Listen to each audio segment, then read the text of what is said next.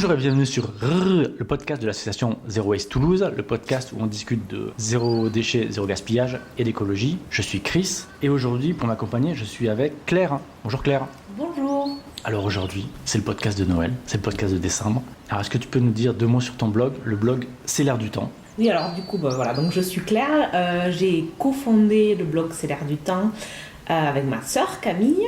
Ça existe depuis fin 2016, donc voilà, on arrive aux 4 ans d'existence du blog. Donc au départ, on avait vocation à partager nos petites astuces et notre cheminement zéro déchet. Et aujourd'hui, voilà, on évoque tout un tas de sujets qui vont de la consommation jusqu'aux économies d'énergie, en passant par effectivement les gestes du quotidien pour semer de l'écologie dans son quotidien. Super, donc c'est le podcast de Noël.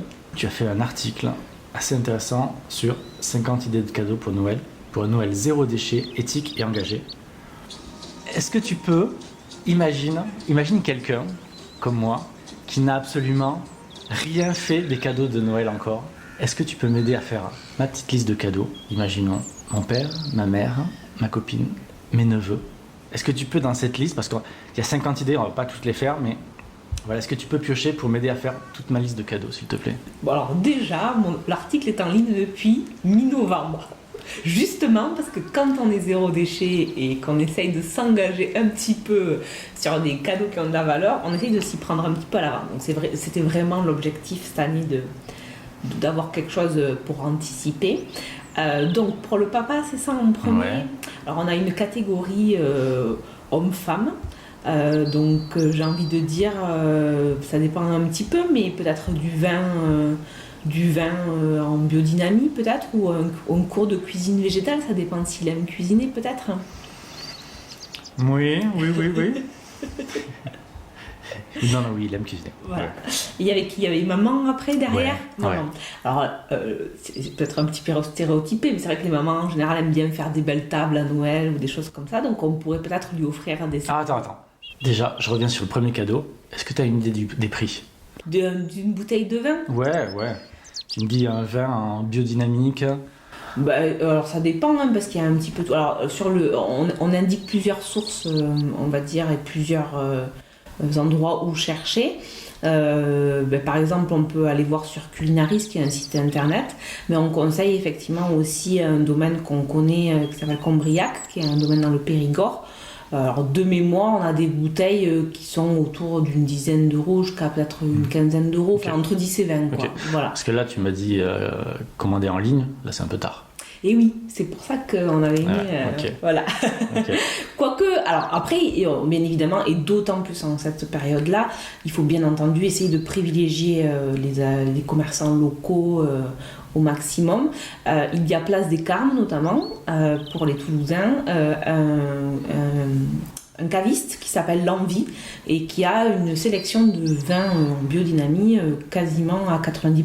Donc là, on veut dire, même pour ceux qui ne sont pas très internet ou qui n'ont pas envie de commander en ligne, voilà, on se rend en Place des Carmes et on peut acheter une bouteille ou du champagne avec une sélection de vins, discuter effectivement à la fois du producteur et de la façon dont ça a été fabriqué. Ok, donc on revient à la maman.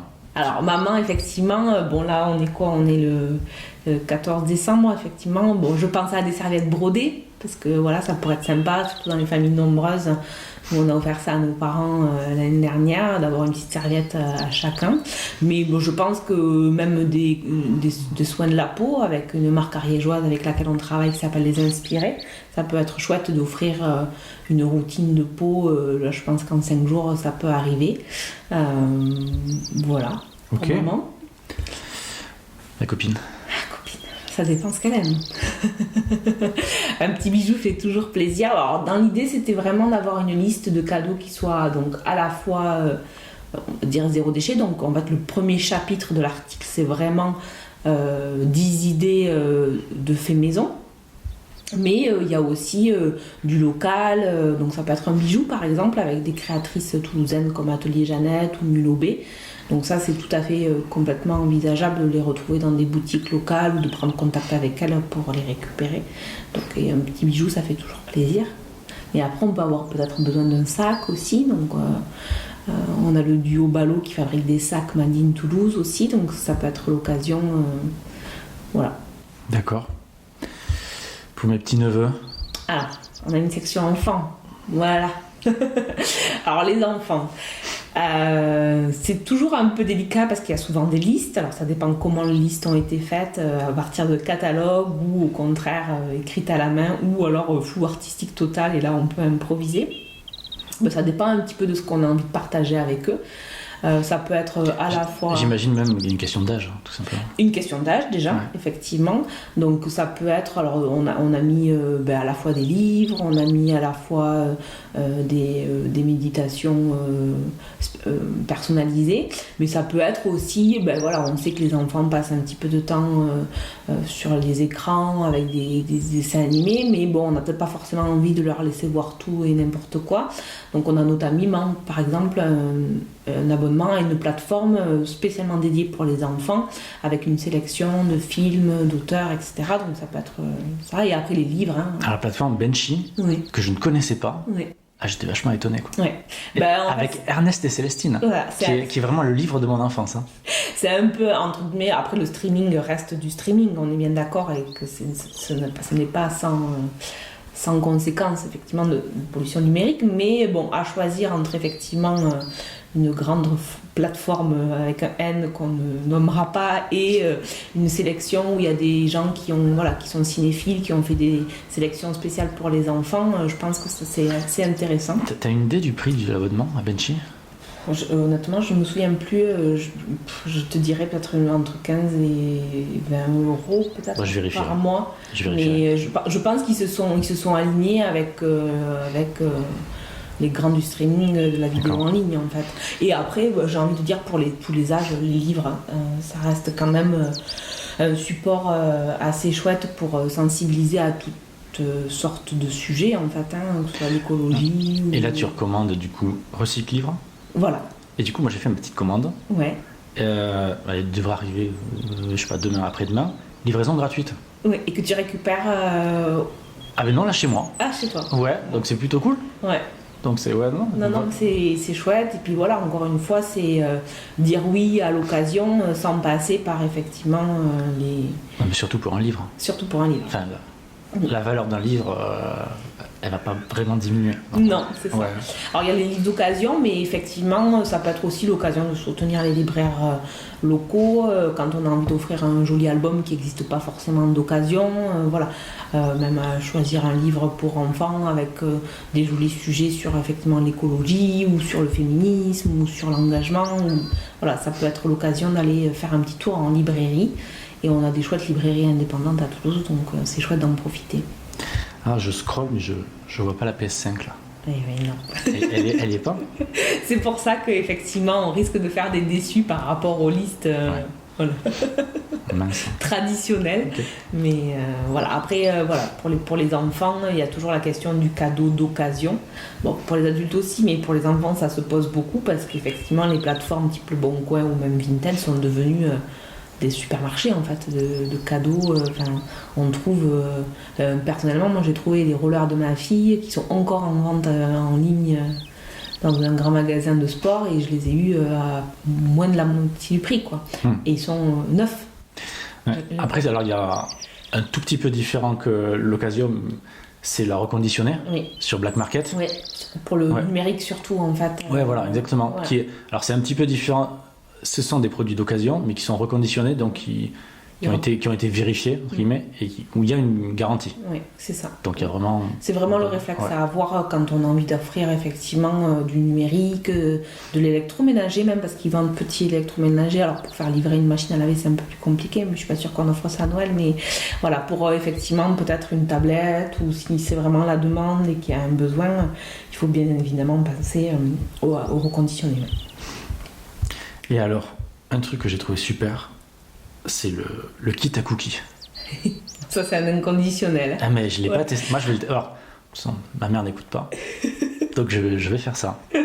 Après, on s'est un peu gratté la tête pour les cadeaux faits maison parce que on fait du DIY, mais c'est pas notre marque de fabrique à part pour les produits ménagers. Et on avait envie de trouver des choses un petit peu à la fois faciles à faire et qu'on ne tombe pas dans le truc déjà que c'est peut-être pas forcément facile d'offrir du fait maison, de pas tomber dans un truc un peu pas cheap, mais bon voilà, où la personne en face dit bon voilà. Et effectivement, on a notamment partagé sur Instagram la recette de la poudre de clémentine et ça a eu un succès assez étonnant parce qu'en fait c'est très simple à faire. On est en plein dans la période des clémentines, notamment qui viennent de Corse, qui sont très très bonnes. Et on fait vraiment du recyclage des épluchures. Et la poudre, une fois mixée, a une odeur et un goût dans les pâtisseries qui est assez exceptionnel. Du coup, ça peut faire l'objet d'un petit cadeau soit à part, soit à côté. Donc, il y a quelques idées de cadeaux faits maison qui devraient effectivement bien plaire. Et après, tu as une section dédiée aux cadeaux immatériels et expériences. Oui. Bon, donc des cours cuisine, c'est un cours ou séance photo, session bien-être. Alors la nuit hors du commun. Alors c'est vrai que les cadeaux immatériels, l'année 2020 n'a pas été très cool avec eux. Voilà. Mais on a essayé du coup de gratter un petit peu la tête et de voir qu'est-ce qui pouvait quand même être dématérialisé sans pour autant qu'on perde. Voilà, la culture a pas été très chérie en 2020 et c'est un peu compliqué quoi, avec beaucoup d'annulations, etc. Mais voilà, il y a des cours de cuisine végétale en ligne, on peut offrir un e-book, on peut offrir effectivement, aujourd'hui les aubergistes et les bed and breakfast ou même les cabanes sont très flexibles quoi. Je veux dire, on peut quand même offrir quelque chose en espérant que dans l'année... Même les spectacles, ils sont reportés en général. C'est ça. Ouais. Donc, mais c'est vrai que ça reste quand même un incontournable du zéro déchet parce qu'effectivement on offre quelque chose qui se vit plutôt que qui ne se touche ou qui s'achète. Donc ça s'achète toujours, mais le cadeau immatériel reste quand même une expérience, surtout quand il y a des gens en face qui s'achètent ce dont ils ont besoin au quotidien. Ça fait toujours plaisir de recevoir une nuit en cabane ou un cours de cuisine pour apprendre à faire de la pâtisserie végétale. C'est chouette quoi. Ok, bon, super. Ok, je vais attaquer mes cadeaux. Il faut s'y mettre par contre. Ouais. Bon, est-ce que tu as un coup de cœur à conseiller ? C'est compliqué, parce qu'il y en a beaucoup. Okay. Mais dans l'idée, c'est essayer de privilégier au maximum soit l'immatériel, parce que ça reste quand même encore... ça fait plaisir sans que ça soit trop... on va dire du matériel forcément. Et après cette année où les commerçants ont été quand même bien mis à l'épreuve, j'ai envie de dire favoriser le commerce local, les artisans, donc pas de coup de cœur particulier mais plutôt des réflexes sur des choses un peu engagées et locales. Ok. Ce qui est à peu près la totalité de notre article. Oui, puis là il n'y a rien d'excessif. Enfin, dans les prix, il n'y a rien qui est délirant. Alors c'est vrai qu'on n'a pas fait l'effort de le mettre en fait en termes de prix, mais c'est vrai qu'on est resté dans des budgets. Bon, ça dépend aussi ce qu'on veut y mettre. On aurait pu faire par catégorie, c'est peut-être une suggestion pour l'année prochaine, mais on reste dans des prix qui sont, on va dire, par rapport aux produits demandés, dans une gamme complètement raisonnable par rapport à une alternative qui serait moins éthique ou moins engagée, quoi. Il y a quelques codes promo qui traînent. Oui, parce qu'effectivement, souvent les gens ont besoin d'un coup de pouce aussi, il y a quand même beaucoup de dépenses à Noël. Je crois que le plus gros budget c'est le Vitaliseur, qui est un appareil de cuisson à la vapeur douce. Enfin, moi personnellement, qui a révolutionné mon rapport à la cuisine, parce que c'est une cuisine saine et sans que ce soit trop compliqué. Donc c'est peut-être le plus gros budget, et encore quand on se regroupe à plusieurs ou quand on a un papa et une maman qui veulent se mettre ensemble pour acheter un gros cadeau, c'est l'occasion ou jamais en fait. Okay. Et on est loin du prix d'une PS5, même si je ne connais absolument pas le prix des consoles, mais je pense que ça reste... C'est trop. C'est trop. Mais est-ce que le plus beau des cadeaux, ce serait pas de faire un don à Zero Waste Toulouse? Ah si, c'est ça. Alors on en parle aussi, on relaie vers les articles qu'on a déjà, écrits sur le sujet des fêtes de Noël. L'idée c'est aussi de remettre, au-delà des cadeaux, c'est-à-dire qu'on n'en avait jamais fait d'articles, mais c'est de remettre un petit peu de sens dans les fêtes de fin d'année, parce qu'effectivement on parle cadeaux, mais tout le monde effectivement n'a pas forcément accès à des fêtes comme nous on l'entend.